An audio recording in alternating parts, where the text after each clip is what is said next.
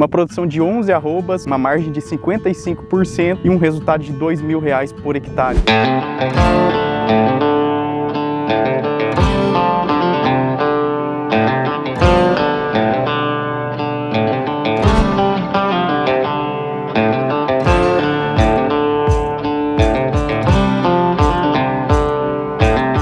Pessoal, chegamos aqui na Fazenda Santa Cruz para a nossa missão técnica. A gente vai falar de integração lavoura-pecuária, pastejo rotatino, desmame lado a lado, uso de consórcio de leguminosas com gramíneas, tudo isso unido a uma gestão profissional da fazenda. Acompanha aqui com a gente o que vai rolar.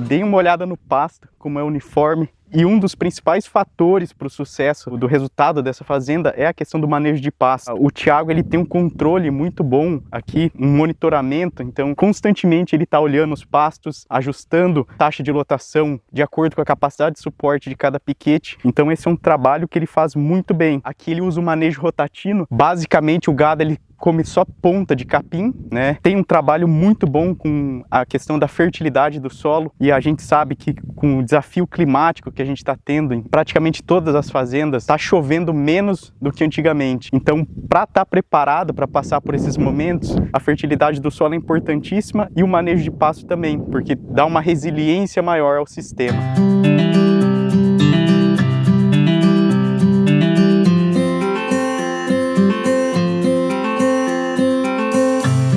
Como que a fazenda conseguiu ter tanto sucesso assim na cria? São diversos fatores. Um manejo de pasto muito bom, trabalha com manejo rotatino, trabalha com integração lavoura-pecuária, usa o capeaçu como estratégia de entre-safra, terminação intensiva a pasto das matrizes de descarte, que garante um giro muito rápido dessas matrizes, e também o desmame lado a lado. Então, diversos fatores que combinados trazem um resultado ótimo para a fazenda.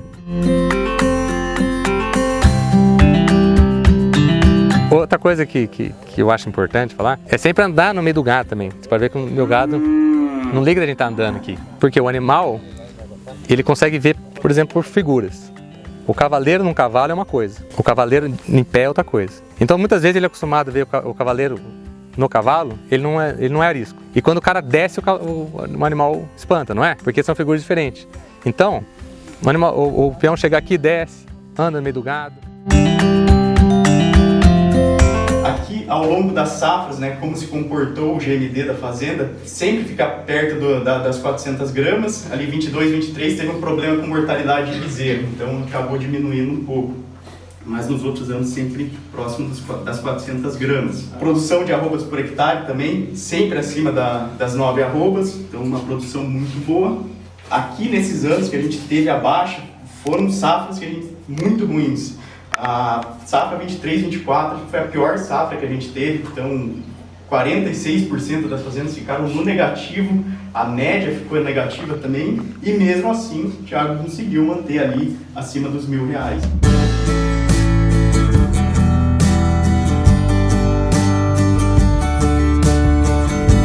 Estamos aqui com o Thiago, que é o proprietário da Santa Cruz. Thiago, a gente queria saber, conta um pouco pra gente a história da fazenda, quando você iniciou e como que foi esse processo? Essa fazenda está com a minha família desde 1946. Foi adquirida pelo meu avô, depois meu tio tomou conta, aí com o falecimento da minha avó, minha mãe começou a tomar conta, e nisso quando minha mãe começou a tomar conta eu tinha uns 15 anos, daí me apaixonei pela fazenda. Daí eu fiz técnico agrícola, fiz veterinário, na hora que eu formei eu comecei a trabalhar lá por 2005 mais ou menos. Então que eu estou tocando aqui a fazenda desde 2005. Você traz muita coisa da academia aqui para a prática, né, Thiago? Você até fala que gosta de falar pecuária baseada em evidências, né?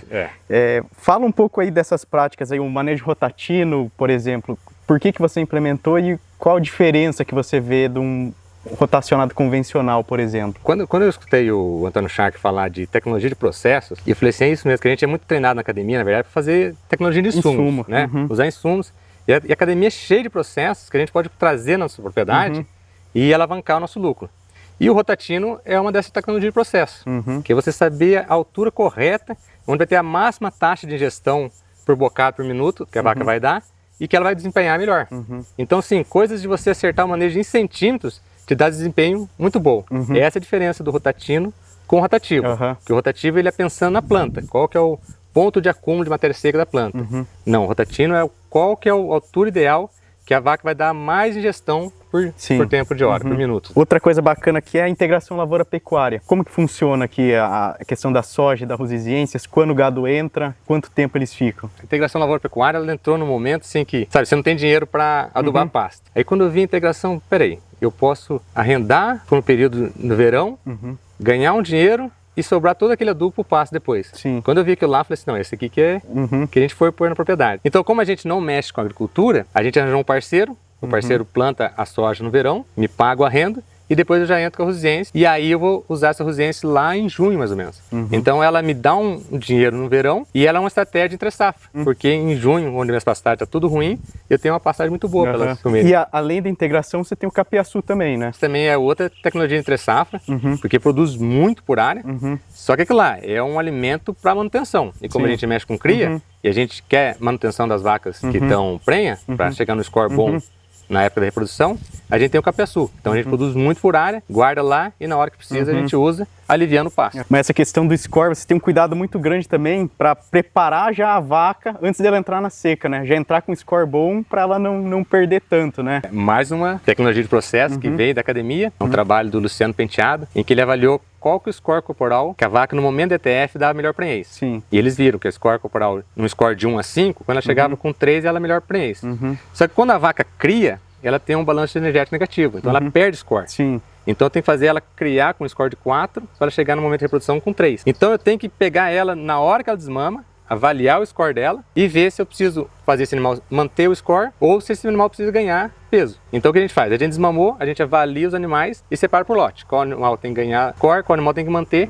E quando a gente chega na estação, ela está com um score bom e a reprodução é boa. E barato. Tecnologia de processo. Hoje eu trabalho com um score na reprodução que 2,5, 3? Eu quero chegar com 3. 60 dias pós-parto com 3. Outra coisa diferente que você faz aqui é absorver as F1, tanto as F1 quanto as F2, né? Como que você faz isso? Como que você vai rotacionando? Quando eu comecei a trabalhar com a Integra, eu vi que um dos índices mais importantes era o GMD. E eu vi que o GMD da cria era baixo. O GMD da cria era baixo porque a vaca só ganha peso via bezerro. Então eu tenho uma vaca no começo de 450 kg e no final tem 450 kg de um peso do bezerro. Quando eu coloco essa F1 minha em reprodução, com 15 meses, 300 kg, e eu vou começar a ter na estação, no começo da safra, ela ir com 380, ela vai me dar um bezerro de 200 e ela vai me desmamar e ela vai estar pesando 450. Então eu vou ganhar peso com o bezerro e o peso com ela. Então eu aumento o meu GMD via cria. E essa F1, você tira uma cria dela e já manda para abate na desmama ou tira mais? Ela é porque assim, eu não posso tirar todas, porque senão eu acabo com o meu rebanho. Porque eu não compro nenhum animal, eu tenho que repor. Mas geralmente ela fica no máximo 2 crias, porque senão ela fica um animal muito pesado, daí a relação desmama do peso da vaca é muito grande. Então até 2 crias, ela é essencial. E tem a heterose da F1 também.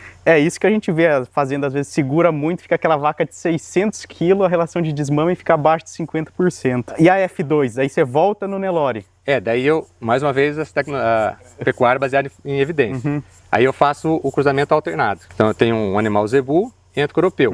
Esse F1 entra novamente com o zebu, aí depois eu vou alternando entre o europeu e zebu. Ficando no máximo 5/8 de zebu, não passando disso. E 5/8 de europeu, desculpa. Daí eu vou sempre colocando e eu consigo manter uma heterose aí, acho que de uns 50% ainda. E o que você observa essa F2 como matriz, questão de peso à desmama, dos bezerros, habilidade materna? Essa F2, quando ela voltou para o Nelore, vai ser 3/4, ela é muito mais precoce que a Nelore pura. Se a gente for comparar ela com a Nelore, ela é melhor. Se a gente for comparar com a F1 Angus, ela é um pouquinho inferior. Então dificilmente ela consegue entrar com 15 meses de reprodução. Ela não dá tanto leite como a F1, mas é um animal que dá para aproveitar. E qual que é o cuidado que você tem que ter com a F1 no caso, para parto distóxico, principalmente que a gente vai estar inseminando com Nelore, né? Um animal que tende a ter um peso de nascimento maior. Você já teve problema com isso? O que você cuida? Até já tivemos um problemaço, né, com o nascimento. Porque os animais, eles estão entrando muito novo, com 280, 300 quilos, com 15 meses. Então esse animal está emprenhando muito novo, muito pequeno. Então a gente tem que tomar cuidado para ele ganhar peso, usar touros com baixo peso a nascer, e ficar em cima, e qualquer parte cistosa tem que ajudar, senão dá pepino mesmo. Qual que é o peso hoje que ela chega ao parto? Ela chega com uns 400 quilos. Outra prática legal que você faz aqui é desmama lado a lado, né, Thiago? O que você viu de diferença e como que você fazia antes? Então, a desmama lado a lado, eu tive contato com um café Café com número. Café com número da Integra, que era o professor Matheus Paranho, né, também, que já se foi. Mas quando eu vi aquilo lá, eu fiquei maravilhado. E aí o professor falou um negócio assim, se pode ser feito e é bom, por que não fazer? E realmente, eu sempre me incomodei na época de desmama. Porque na desmama a gente deixava os bezerros aqui, colocava as vacas lá no fundo, ficava um berreiro, 3 dias aqui. Vaca varava a cerca. Rapaz, eu cheguei a perder a vaca, porque a vaca pulou, enrolou na cerca, não levantou, morreu. Então aquilo lá me deixava muito angustiado. E quando eu vi a palestra do professor Matheus, que havia um modo de desmamar menos sofrido, eu falei, cara, será que eu consigo? Aí eu organizei tudo, e nada mais é do que você colocar a vaca de um lado, tem uma cerca, você coloca a bezerra do outro lado. Quando eu coloquei, meu medo era que o bezerro ia passar, assim, e eu vi aquela calma, não via vocalização. E o mais legal, um ganho de peso durante esses 10 dias de desmama, aí eu falei, não, isso aqui tem que ser feito toda vez. Porque quando é outro, o pessoal deixa preso na mangueira, acaba perdendo peso, estressa muito, né? Então, bacana. O animal fica, ele não come, ele desidrata, sabe? Então, todo esse peso que ele deixou, até ele voltar a ganhar, vai demorar muito. E pro meu comprador ele gostou muito, porque daí quando vai pra fazenda, o animal não tá atrás mais da mãe, ele só chegou no ambiente, se adaptou, já tá ganhando peso. E o que você observa? No primeiro dia os animais ficam ali beirando a cerca, mas depois já vai... E é engraçado assim, porque a gente desmama aqui com 7, 8 meses, você já vê os bezerros já estão desmamados. Daí a vaca já tá lá, o bezerro tá ali. Então nenhum ligando pro outro. Aí você vê aqueles que tava agarrado mesmo, que até mama no meio da cerca. Mas depois a vaca vai começando a ficar... não vou mais dar mamar pra você, vai indo pra longe, vai longe. Daqui a pouco eles veem que é tão difícil ficar perto da vaca e vão se esquecendo e já vão tocando a vida sem a vaca. Mas até esse momento que eles estão em contato com a vaca, ele vai lá, ele come um pouquinho, toma água, vai lá ver a mãe dele. Viu que a mãe dele tá ali, volta a comer de novo. Então ele não tem essa preocupação, por mais que ele esteja querendo estar com a mãe, mas ele viu que a mãe tá ali e ele tá tranquilo. Você falou que alguns compradores já relatam que o bezerro já chega já adaptado, né? Já comendo, já chega, tranquilo. Porque esse bezerro já chega lá e não precisa pôr num local com uma cerca muito forte, que tem perigo do bezerro varar. O animal já chega comendo, já ganhando peso, e não tem perigo de varar a cerca e parar em outro lugar. Então o cara falou assim, ó, fantástico, o bezerro chega, parece que é bezerro que já foi desmamado há muito tempo. Bacana. Outra coisa que hoje é um problema geral nas fazendas, mão de obra. Aqui a maioria dos funcionários são bem antigos já, né? Como que você administra essa parte da gestão de equipe? Os funcionários que são bem antigos. E como eu sempre estou trabalhando com a fazenda, praticamente nós estamos todo dia. Então assim, é escutar a pessoa, muitas vezes ele tem algum problema que você é capaz de ajudar ele, dar uma moradia decente para ele também, faz diferença, um salário digno também, né? E capacitar eles, né? Então todos os funcionários que entram aqui fazem curso de Senar, fazem curso de manejo, de disseminação, até o pessoal fala assim, mas ele faz curso e depois ele vai embora. Eu falei assim, eu prefiro que ele faça o curso e vá embora do que fique aqui sem fazer curso também, né? Exatamente. Né? E se todo mundo fizesse curso, todo mundo tinha funcionário com curso. Então eu acho que o mais importante é estar no dia a dia com eles, entender ele como pessoas, ver quais são as aflições dele, entender, e ele vai fazer o trabalho dele com vontade. E o funcionário, ele se sente valorizado, né, quando tem essa capacitação, então é bacana. Outra coisa, questão de fazenda pequena, ela tem a desvantagem para diluir o custo fixo, mas tem a vantagem que você tá você consegue ver toda a visão da fazenda, né, então o olho do dono tá em tudo, a gente fala. Hoje você está no operacional direto, como que tá? Você falou assim, a fazenda pequena, duro, que você não consegue diluir muito custo fixo, mas você está em cima. Hoje eu tenho até uma moto que eu pego, em 10 minutos eu estou no fundo da fazenda e voltei, então eu consigo dar esse giro. Então eu tenho comigo toda vez eu saio e dou um giro pela fazenda para sentir a moral da equipe, para sentir como é que tá as coisas, porque só essa visão do olho do dono já começa a ver muitas coisas que vai impactar no índice depois, né? Para você cobrar a pessoa. E como hoje estou mais velhinho já não começo a ficar tanto no operacional. Eu estou mais com nessa parte gerencial e a parte de dar aquela rondada e ver, ó, aqui tá assim, assim, assado, e tá com ele sentindo a equipe. E entrando nessa parte gerencial, como que os números te ajudam aí nessa tomada de decisão da fazenda? A partir do momento que eu entrei na Integra, que eu comecei a ver os números da minha fazenda, eu comecei a entender o que eu poderia fazer para impactar nele. Até tanto eu sabia que eu tinha que fazer certas coisas, mas não sabia no que impactava. A partir do momento que eu comecei a ver os números, falei assim, igual eu estava conversando com você, GMD, como é que eu faço para aumentar o GMD? Ah, mas GMD eu ganho pelo bezerro, como é que eu faço para ganhar mais peso? Ah, para ganhar mais peso também tem que seminar mais. Então, tudo isso aí vai entrando para como eu ganhar mais peso. Desembolso, como é que eu faço para gastar menos? Então, quais tecnologias de processo para trazer, para me dar produtividade sem gastar? Então, os números eles vão clareando se como é que eu posso fazer para chegar nele e se eu estou chegando nele também. Quando a gente fala em potencial produtivo da fazenda, você tem um problema bom, você já chegou, está quase no topo já, talvez, do que uma fazenda de cria pode entregar. Quais vocês acham que são os próximos passos e o que você vê para o futuro da fazenda? Então, a gente tem um problema que a gente está numa área muito valorizada. Então, até potencial produtivo, nós estamos no top, no topo ali. Mais de financeiro, em relação ao valor da nossa terra, nós temos que apertar. E eu vejo ainda aumentar mais a integração lavoura-pecuária na minha fazenda. Eu acredito que eu posso fazer 50% de área de lavoura no verão e 50% da área de pastagem, que eu vou conseguir, porque a fertilidade está melhorando, conseguindo os mesmos índices e menos área. Bacana.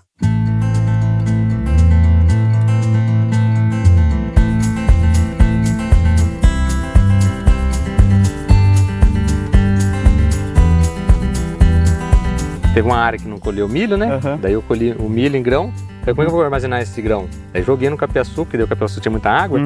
Ele serve como um sequestrante de umidade e melhora a qualidade do capiaçu. Esse ano vamos abrir. Dá pra fazer uma recria até com ele. Dá pra fazer até uma recria. Tiago, capiaçu, muita gente ama e tem gente que odeia. E a gente fala, não tem tecnologia milagrosa, também não tem tecnologia ruim. Tem a que encaixa na tua fazenda. O que você acha do capiaçu e como que você tem usado? Realmente, capiaçu, o cara ama, o cara odeia. Mas o problema do capiaçu, mas na verdade, é a expectativa que o cara tem com ele.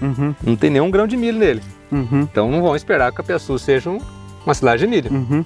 Capiaçu é alto potencial produtivo de matéria seca. Nesse tamanho aqui, ó, ele tem qualidade ainda, mas tem muita água para ensilar. Então a gente tem que esperar ele crescer um pouco mais. E quanto mais cresce, mais estado ele tem. Então mais lignina ele tem, menor valor nutritivo. Mas se a gente quer segurança alimentar com grande produção de matéria seca por área, o capiaçu é imbatível. Aí entra aquela outra questão, né? As vacas elas já entram na seca com um score bom. Aí você só precisa manter. Só precisa manter. E ela é um alimento que ela já está acostumada a comer, porque ele é um capim também, né? Diferente de um milho, que é outro tipo de digestão. Então é um animal que elas já são acostumadas a comer. É um animal barato, porque produz muito por área e faz a manutenção do rebanho. Hoje você tem usado ele in natura e em silo? In natura e em silo. Porque, por exemplo, assim, ele está nessa altura aqui que não está com ponto para ensilar. Mas como nós já estamos na época de desmamar o bezerro, já teve vaca de descarte, eu já posso começar a trazer ela e cortar e dar ele todo dia.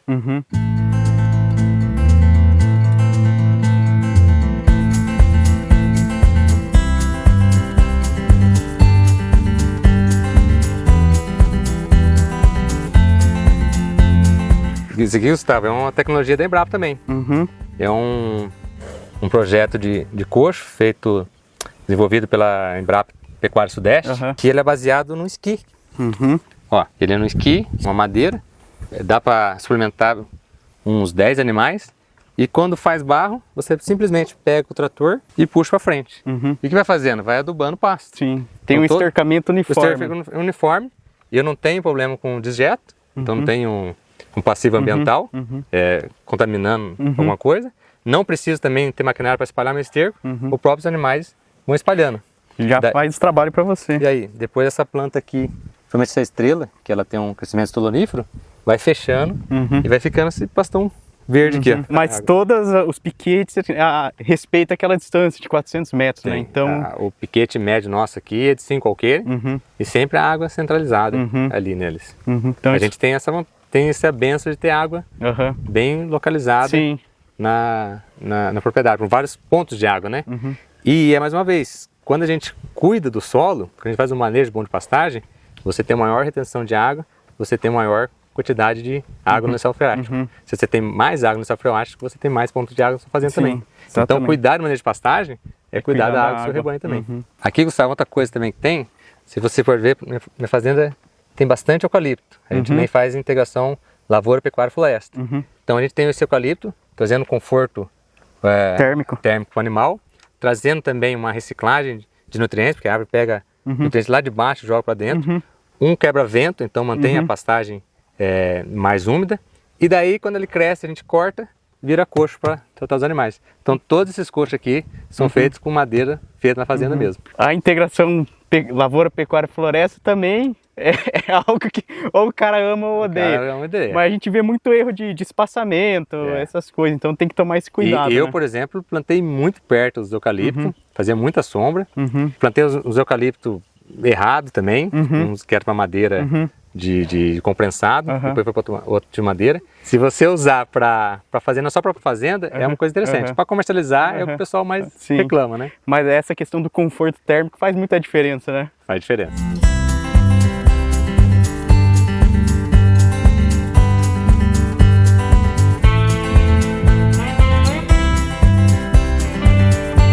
Para você, a gente vê que um dos gargalos é assim a questão da recria da novilha, até chegar ao peso para emprenhar. Que estratégia nutricional que você usa para elas? A integração lavoura-pecuária.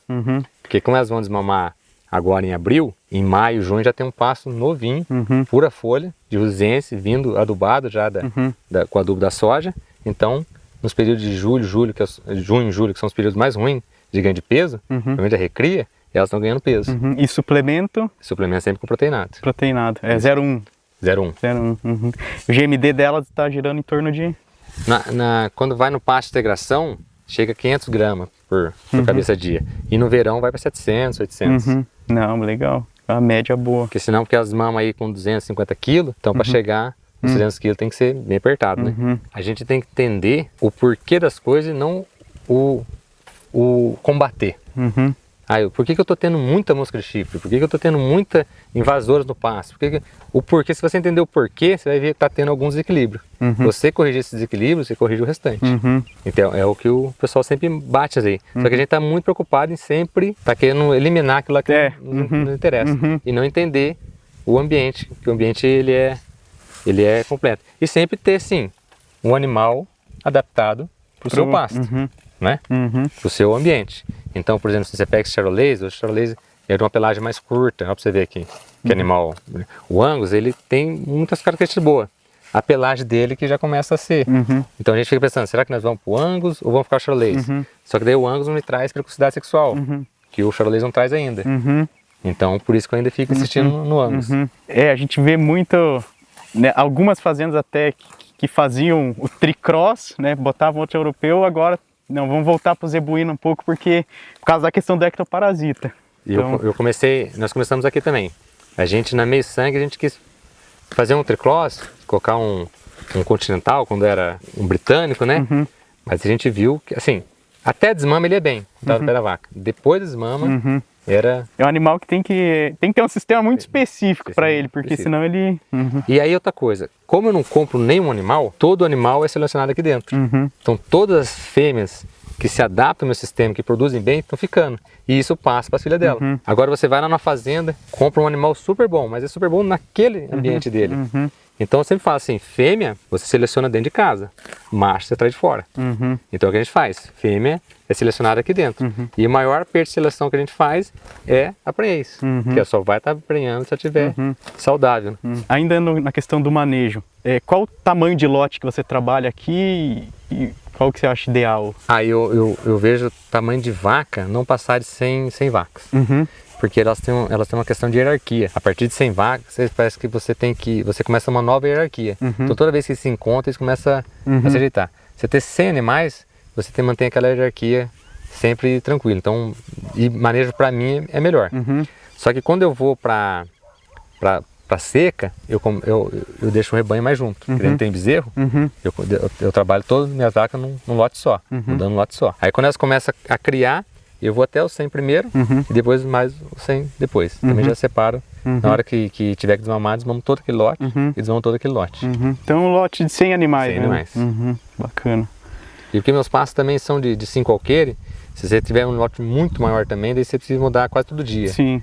Daí, aí operacional já operacional fica Então é um tamanho que dá pra fazer cada 2 dias você trocar o pasto. Mas é interessante ver como tá uniforme, né? Não tem aquelas áreas de superpastejo, subpastejo, né? Ele fica bem uniforme. E isso aqui porque tá na hora de eu trocar de pasto. Não troquei porque pra gente ficar perto aqui, mas já era pra estar naquele pasto, naquele outro lado lá.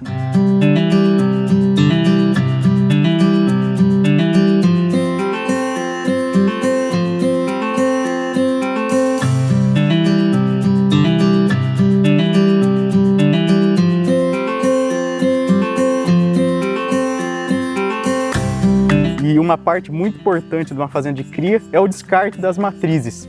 E hoje como que você faz essa engorda delas? Então, as matrizes, quando elas desmamam e estão vazias, ela vai com uma engorda intensiva. Aí é mais um trabalho é feito pelo pessoal do APTA, né? Que é engordar a vaca descarte. Então o que a gente pega? A gente pega e dá 2% do peso vivo em ração. O que a gente faz com isso? Primeiro a gente consegue aumentar a lotação da propriedade, porque se ela come 2,5%, ela está comendo 2% só de ração. Sim. Então no hectare eu consigo engordar 10 vacas. E o problema das vacas em campo, se eu fosse engordar ela com silagem, elas são muito ruins de chegar no coxo. Elas estão acostumadas a comer capim, então o coxo ela demora para se adaptar. Agora com ração ela se adapta bem.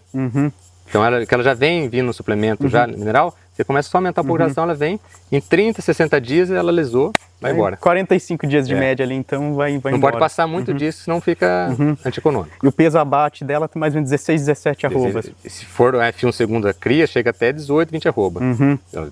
Essa parte da descarte a gente vê que é um erro em muita fazenda. Segura a vaca durante a seca, não tem pasto, a vaca não ganha peso, ainda depois tem que suplementar outra categoria por falta de pasto, né? Então... É isso que eu falo, pessoal, assim, mas você dá 2% do peso vivo, talvez esse peso que ela engordou não vale a pena. Não vale a pena, mas, por exemplo, assim, eu tô com um animal que na desmama tá com 450, 480 quilos. Vamos dizer que eu vou dar ração para ela, para chegar nos seus 500 e poucos quilos, e esse período de 30, 40 dias, eu só empatei com ração, certo? Mas eu transformei 1 quilo de 450 quilos, que era uma vaca magra, em 450 quilos de vaca gorda. Sim. Não é? E outra, eu tirei ela do pasto, porque eu joguei ela para comer ração, então eu liberei pasto para os outros animais.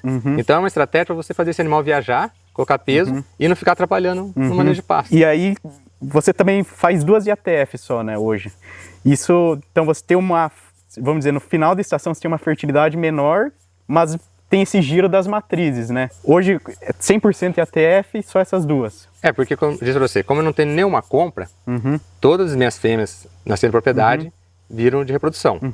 Então eu consigo repor de 30% a 40% do meu rebanho só com os animais nascidos aqui. Aí eu fiz a conta seguinte, se eu faço uma ETF eu tenho 50%, faço uma segunda com mais 50%, já são 70% a 75% de prenhez. Aqueles 30% eu vazio, já vai matar e já tá as novilhas entrando.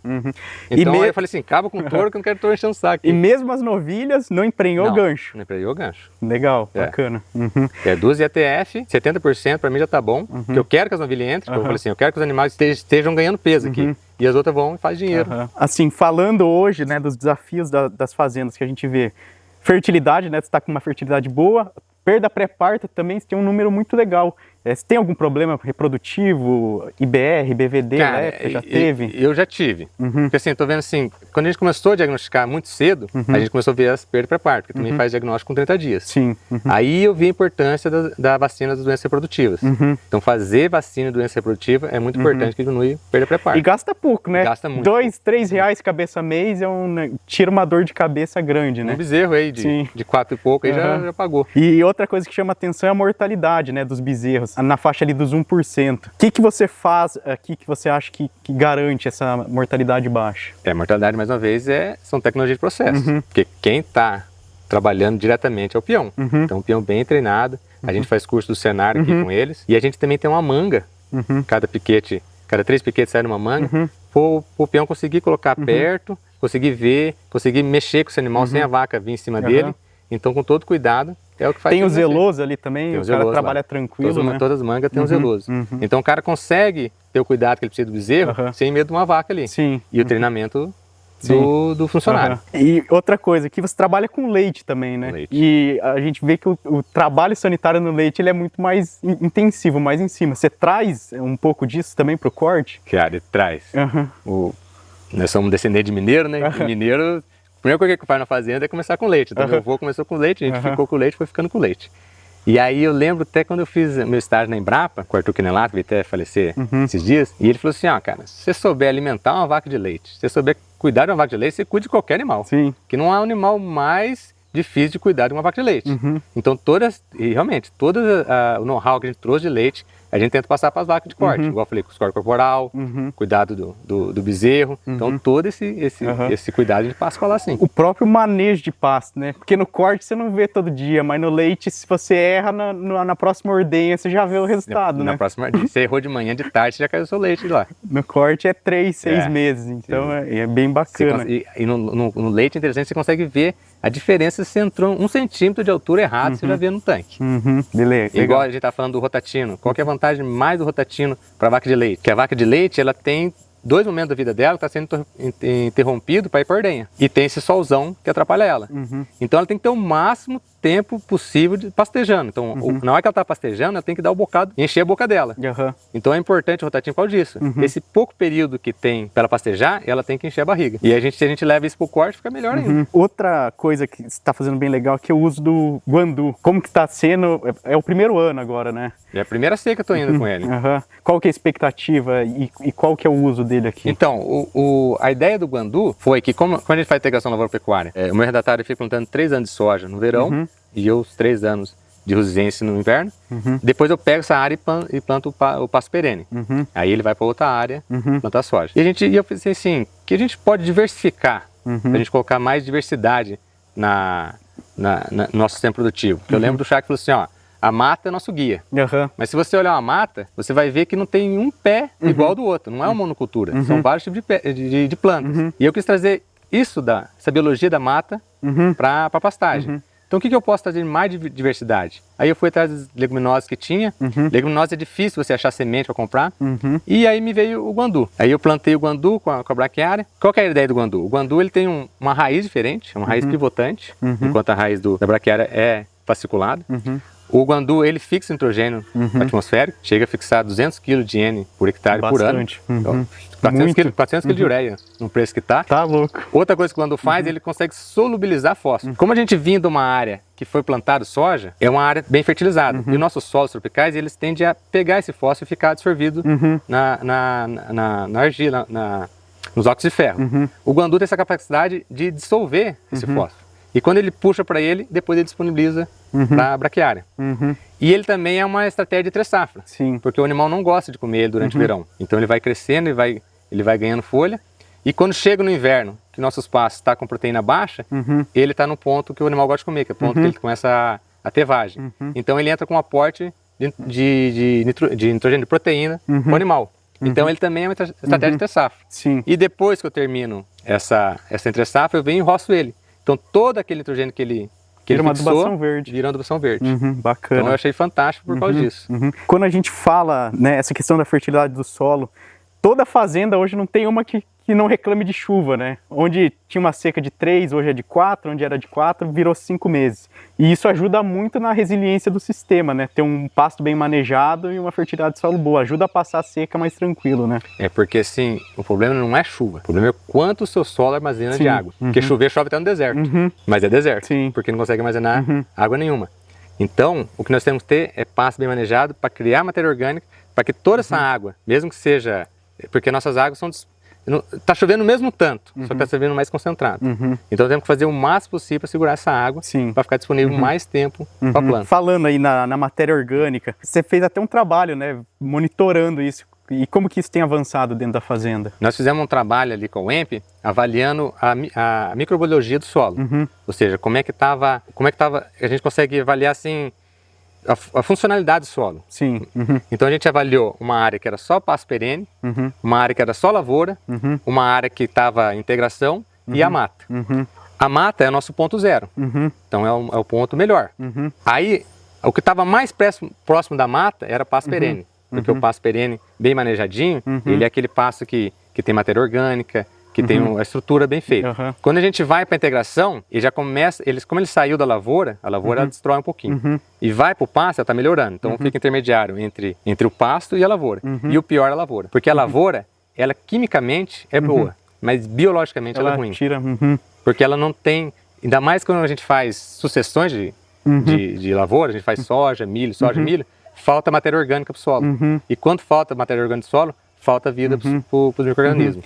Então a gente percebeu assim, que o que mais chegava perto de uma mata, que é o equilíbrio, era um pasto bem manejado. E até para a própria lavoura, né? Esse trabalho de integração, geralmente a gente vê 5 sacos a mais, então é bem bacana. Nós tivemos até esse ano, a área que nós temos o vizinho, o arrendatário que planta pra gente, na área dele que ele quer sucessão, como deu essa estiagem, sol muito quente, caiu muito a produtividade dele. E na onde era pasto se manteve, porque o solo ficou mais resiliente. Falando aí dos desafios aqui da fazenda, que não é uma região que chove 2.000, né? É 1.300, eu tava vendo que teve safra choveu até 900, né? Então esse desafio climático pega aqui também. Qual que é o maior desafio que você vê hoje aqui dentro da propriedade? A nossa chuva, ela é pouca, mas ela vantagem que ela é dispersa também. Então nós temos chuva em maio, nós temos chuva em junho, tudo. Então não é como o Mato Grosso assim, que chove e fica sem nada seco, né? O maior desafio é, na verdade, as estratégias de três-safra. Então por isso que eu tenho várias estratégias de três-safra. É fazer animal sair da fazenda para diminuir a lotação, ter capiaçu para uma segurança alimentar, ter o guandu, ter a integração para tudo, para a gente não ficar correndo risco de faltar comida para os animais. Sim. E falando aí de sistema, você sempre trabalhou com cria, já teve vontade de ir para recria engorda? Por que a cria em específico? Então, isso foi engraçado, porque é cria, né? Como eu falei assim, aqui é uma propriedade da família, e meu avô tinha mais 3 propriedades. E quando meu tio tocava, aqui era a fazenda de cria, elas diziam saíam e iam engordar nas outras fazendas.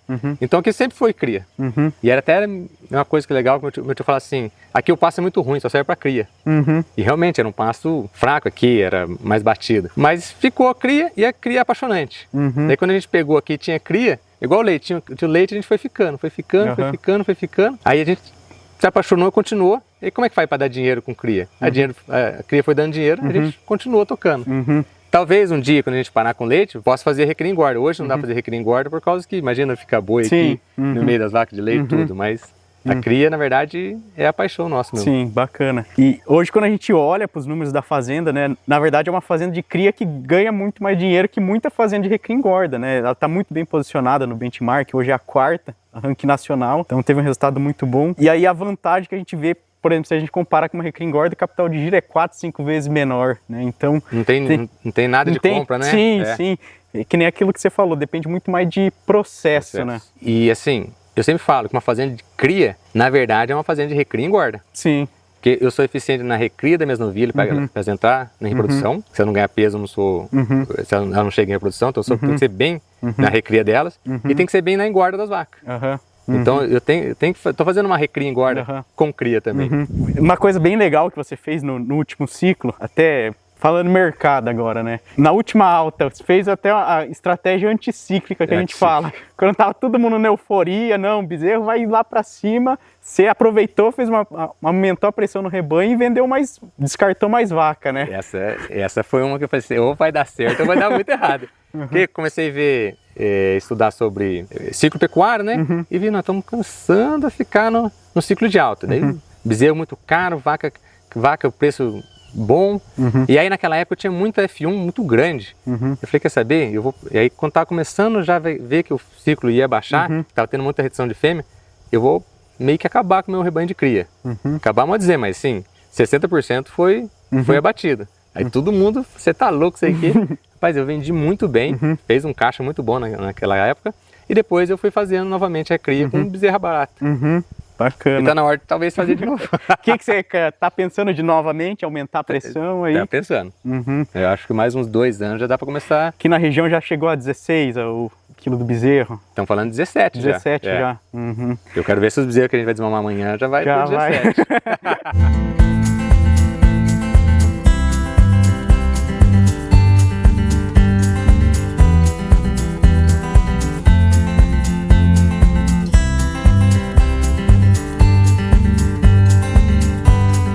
A gestão ela tem como objetivo trazer 2 coisas principalmente na tua fazenda. Clareza para você saber aonde você está agora, quanto você produz, qual que é a sua margem na operação e direcionamento para saber onde você pode chegar, qual que é o potencial da fazenda, em quanto tempo você vai chegar lá, como vai fazer isso. Então a gestão une tudo isso e traz clareza e direcionamento para você.